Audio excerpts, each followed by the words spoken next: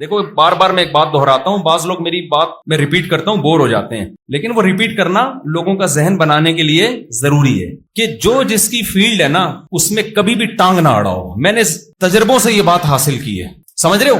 سب سے بڑا مسئلہ وہاں کھڑا ہوتا ہے کہ ہم جس چیز کے ایکسپرٹ نہیں ہوتے اس پہ خود رپورٹیں پیش کرنا شروع کر دیتے ہیں یا رپورٹیں پڑھنا شروع کر دیتے ہیں. یہاں بڑا مسئلہ کھڑا ہوتا ہے. پولیو کا یا کورونا کی ویکسینیشن یا پولیو کے قطرے, یہ خدا کی قسم لا الہ الا اللہ, یہ مفتیوں کی فیلڈ یا ڈاکٹروں کی فیلڈ, علماء کی فیلڈ یا مولویوں کی فیلڈ ہی نہیں ہے, یہ ڈاکٹروں کی فیلڈ ہے. اس میں ڈاکٹر رپورٹ پیش کرے تو آپ اس کو سر ہلائیں. اگر کوئی عالم رپورٹ پیش کر رہا ہے, بے شک وہ ڈاکٹر سے سن کے ہی کر رہا ہے, اس میں غلطی کا بہت امکان ہے, کیونکہ ان رپورٹوں میں بے وقوف بنانا بہت آسان ہوتا ہے اس شخص کو جو اس فیلڈ کا ماہر نہیں ہے. میں نے بھی پولیو کے خلاف بہت بیانات کیے ہیں, اس کے بعد میں یہ بات کر رہا ہوں آپ کے سامنے کہ یہ یہودیوں کی اور فلانا, اور جب ہم نے ڈاکٹروں سے اٹھے بیٹھے ملے, انہوں نے ایک ایک اشکال کا ہمارے جواب دیا. او بھائی مفتی صاحب کوئی اور کام کرو خدا کے لیے, یہ آپ کی فیلڈ.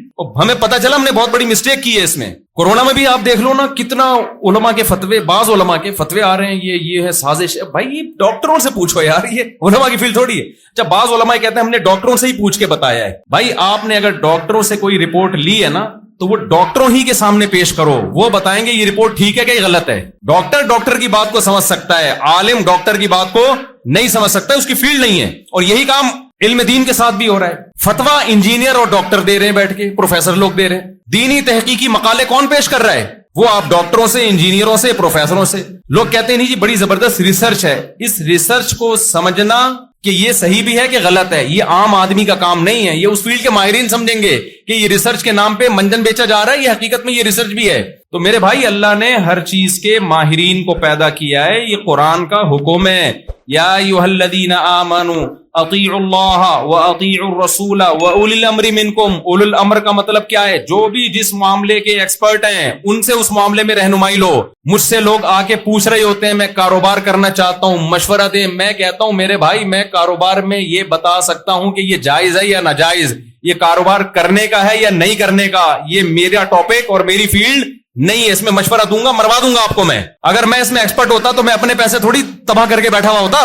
میں نے تو ایسے تجربے ہیں ماشاءاللہ, ادھر پیسہ دیا اس نے ڈبو دیا, ادھر پیسہ دیا اس نے ڈبو دیا, پھر بھی شادیوں پہ شادیاں کرتا چلا جا رہا تھا. یہ اللہ کا فضل تھا. یہ اللہ نے میرے ساتھ اس لیے کیا کہ اگر میرا کاروبار بڑھتا نا پھر میں شادیاں کرتا. لوگ کہتے ہیں آپ پیسہ نوٹ چھاپ رہے ہیں نا اس لیے شادیاں کر رہے ہیں. تو اللہ میاں نے ایسا میرے ساتھ کام کیا کہ جدھر کاروبار میں پیسہ لگایا ڈوبا, اور شادیاں بھی اسپیڈ کے ساتھ اور بچے بھی اسپیڈ کے ساتھ. ابھی دیکھو جنازوں کی بات ہو رہی تھی, کسی کے چہرے پہ کوئی وہ نہیں آئی اور کوئی ایک دم جیسے شادیوں کی بات آئی ایسے کھلکھلا اٹھے. تو یہ خوب سمجھ لیں, یہ بیان سے ہٹ کے بیچ میں ایک بات آ گئی کہ جو جس کی فیلڈ ہے نا اس میں اسی کی رائے کا اعتبار ہوگا.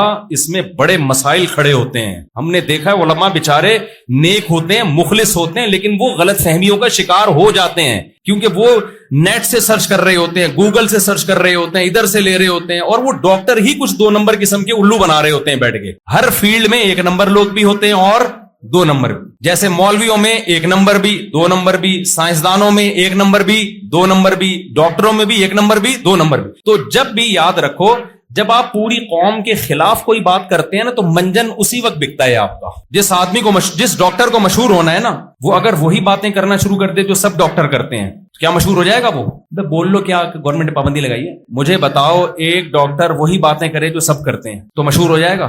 کبھی بھی مشہور نہیں ہوگا. ایک ڈاکٹر کہتا ہے صبح اٹھ کے ایکسرسائز کرنی چاہیے, دوڑنا چاہیے, اس سے صحت اچھی ہوتی ہے. آپ کہو گے وہ تو ہمارے محلے میں ڈاکٹر صاحب ہیں وہ بھی یہی کہتے ہیں. ایک ڈاکٹر کہے گا بھائی کھانا لمٹ ایک مقدار میں کھاؤ, پھوڑنا پھاڑنا مت کرو, لڈو مدو مت کھایا کرو, میٹھا کم کرو. سارے ڈاکٹر حکیم ایک ہی بات کر رہے ہوتے ہیں نا, اور یہ کرو وہ وغیرہ وغیرہ. وہ مشہور نہیں ہوگا. مشہور ہمیشہ وہ ڈاکٹر ہوگا جو ایسی لائے گا مارکیٹ میں آپ کہو گے ہٹو بچوں ہو گیا یار. ڈاکٹر صاحب آئے, یہ باتیں آپ کے کام کی ہیں, ان کو آپ دین سے ہٹ کے نہ سمجھیں. بہت غلط گائیڈنس ہو جاتی ہے, لوگ پھر دین سے بدگمان ہو جائیں گے مستقبل میں جا کے. تو وہ ایک ڈاکٹر, ہم ایک کسی کنٹری میں میرا سفر تھا, تو وہاں اب میں چونکہ متاثر نہیں ہوتا کیونکہ میں نے یہ منجن بہت بکتے ہوئے دیکھے ہیں. پہلے ہم بھی بڑے متاثر ہوتے تھے, اب ہم نہیں متاثر ہوتے. ہم کہتے ہیں جو سارے ڈاکٹر کہہ رہے ہیں نا وہی ٹھیک ہے. یہ جو ایک نیا ہے نا مارکیٹ میں, یہ کوئی نئی فلم آئی ہے, یہ منجن بیچ رہا ہے. وہ ایک ڈاکٹر صاحب تھے, وہ ملے مجھے, کسی مولانا نے ان کا تعارف کروایا کہ ایسا ڈاکٹر اس پوری کائنات میں نہیں ہے. بس میں سمجھ گیا کہ اس سے بڑا بے وقوف ڈاکٹر دنیا میں یا تو فراڈی ہے یا بے وقوف ہے. کیونکہ پوری کائنات میں کیا تو ہی بنا ہے کیا بھائی؟ باقی MBBS نہیں کرتے, باقی کیا وہ کیا کر کے آتے ہیں, وہ تو جناب وہ بہت ہی عظیم ڈاکٹر، پھر وہ جو اس نے 1 گھنٹے کا لیکچر دیا ہے، جو لمبی لمبی پھینکی ہے اس نے، میں کسی میڈیسن کو نہیں مانتا، میں یہ نہیں ہوں، میں پیناڈول کے سائڈ افیکٹ 5 سال تک رہتے ہیں۔ پیناڈول ٹھیک ہے، دوائی نہیں کھانی چاہیے، لیکن یار 5 سال تھوڑا کم کر لیتا میرے بھائی، تھوڑا سا کم کر لو۔ وہ ایک ہے نا، مجھے واقعات پہ واقعات اتنے یاد آتے ہیں، بیان نہ رہ جائے کہیں۔ وہ پاکستانی، امریکی اور رشین، یہ 3 آدمی بیٹھے ہوئے تھے، تینوں لمبی لمبی چھوڑ رہے تھے، اپنے ملکوں کی تعریف کر رہے تھے۔ تو ایک امریکن نے کہا ہمارے جو فضائیہ نے اتنی ترقی کی ہے کہ ہمارے جہاز آسمان کی چھت سے لگ کے چلتے ہیں۔ بالکل سب حیران ہوئے، بالکل چھت سے، انہوں نے کہا بس تھوڑا سا نیچے۔ رشین نے کہا ہم نے سمرین کی فیلڈ میں اتنی ترقی کی ہے، ہماری آبدوزیں سمندر کی تہہ سے چپک کے چلتی ہیں۔ دونوں نے کہا بالکل چپک کے، انہوں نے کہا تھوڑا سا اوپر۔ پاکستانی کو سمجھ میں نہیں آ رہا تھا کہ یار کیا لے کر آؤں۔ پاکستانی نے کہا کہ ہمارے یہاں لوگ ناک سے کھانا کھاتے ہیں، انہوں نے بالکل ناک سے کہا تھوڑا سا نیچے، تھوڑا سا نیچے۔ تو وہ جب انہوں نے کہا نا کہ اتنے سال تک سائیڈ افیکٹ ہے، میں نے کہا تھوڑا سا کیا کر لو بھائی، 5 سال سے 4.5 کر لو، 4.25 کر لو، جب تک مبالغہ آرائی نہ ہو آپ کا منجن ہی نہیں بکتا، اتنا زیادہ غلو ہر چیز میں۔ تو خیر وہ 1 گھنٹہ انہوں نے بہت لمبی لمبی پھینکی اور لوگ سبحان اللہ کے نعرے لگا رہے تھے کہ یار کیسا ڈاکٹر آئے۔ پھر پتا چلا اس ڈاکٹر کو فلاں ملک میں بھی بین کیا، فلاں ملک میں بھی بین کیا۔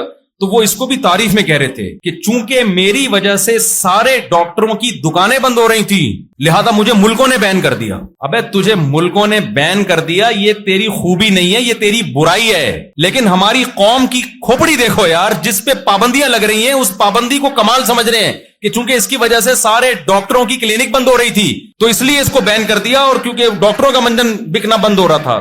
تو یہ اس کے فیور میں نہیں جا رہی، یہ اس کے اگینسٹ جا رہی ہے چیز۔ لیکن جو چیز اگینسٹ میں ہوتی ہے ہم اس کو کیا سمجھتے ہیں، کہتے ہیں یار بیچتے ہیں۔ یوٹیوب پہ دیکھ لو آپ، ویسے کلینک میں کورونا کے دنوں میں تو ایسا منجن بکا ہے نا۔ ہمارے ایک دوست تھے، ان کو میں نے کہا یہ کووڈ میں احتیاط کر لو، سارے ڈاکٹر کہہ رہے ہیں احتیاط کرو۔ انہوں نے کہا نہیں، وہ ایک حکیم صاحب نے کہا میں ایسا قہوہ بنا کے دوں گا کورونا قریب بھی نہیں آئے گا۔ میں نے کہا یار یہ WHO کے اتنے ہائی لیول کے ڈاکٹر پروف، اگر یہ ادرک سے علاج ہو جاتا نا، اجوائن ادرک سے یا سنا مکی وغیرہ، تو یہ اتنی بڑے پیمانے پر۔ انہوں نے کہا نہیں تو سارے یہودی ایجنٹ ہیں۔ میں نے کہا بھائی چائنا کے ڈاکٹر بھی ہیں اس میں، رشیا کے ڈاکٹر بھی ہیں، پاکستان کے ڈاکٹر بھی ہیں، سارے یہودی۔ تو وہ ایک اکیلا پیدا ہوا ہے یار جو امام مہدی کے لشکر کا ہے، یا یہ ایک اکیلا پیدا ہوا تو ٹھیک۔ میں نہیں کہہ رہا یہودی سازش نہیں کرتے دنیا میں، لیکن ایک حد، ہر چیز کی ایک لمٹ ہوتی ہے نا۔ تو یہ ادرک پلائے گا تجھے، بالآخر انہوں نے ادرک کے قہوے پیے اور پتہ نہیں کیا کیا، اس کے بعد ان کو ہو گیا کورونا، اور موت کے منہ سے وہ بندہ نکلا ہے۔ آخر وقت تک ہسپتال نہیں جا رہا تھا، زبردستی لے کر گئے۔ اس کے بعد ہماری ملاقات ہوئی، ہم نے کہا وہ اس نے پھر ایک ایسی گالی نکالی جو مسجد کے ممبر پہ بالکل بھی مناسب نہیں، خطرناک قسم کی گالی اس نے نکالی، اور کہا کہ اس حکیم کو نکالی اس نے، کہہ رہا اس نے تو مجھے کہوے پلا پلا کے مار دیا تھا۔ تو میرا مقصد یہ ہے کہ حکیموں میں بھی 2 نمبر بھی ہوتے ہیں، 1 نمبر بھی ہوتا ہے۔ تو جو حکیم یہ کہے کہ میں ہی ہوں باقی سارے غلط، تو سمجھ لو کہ یہ کیا ہے، غلط۔ جو ڈاکٹر یہ کہے میں ہی ہوں باقی سارے غلط، تو سمجھ لو یہ کیا ہے، یہ منجن بیچ ہے۔ جو اسکالر یہ کہے کہ میں ہی ہوں باقی سارے غلط، سمجھ لو یہ غلط ہے بھائی۔ مذہب اسلام جب دنیا میں آیا ہے تو نبی نے فرمایا میری امت گمراہی پہ جمع نہیں ہوگی، سواد اعظم بہت بڑی امت فالو کرے گی، حق پر قائم رہے گی۔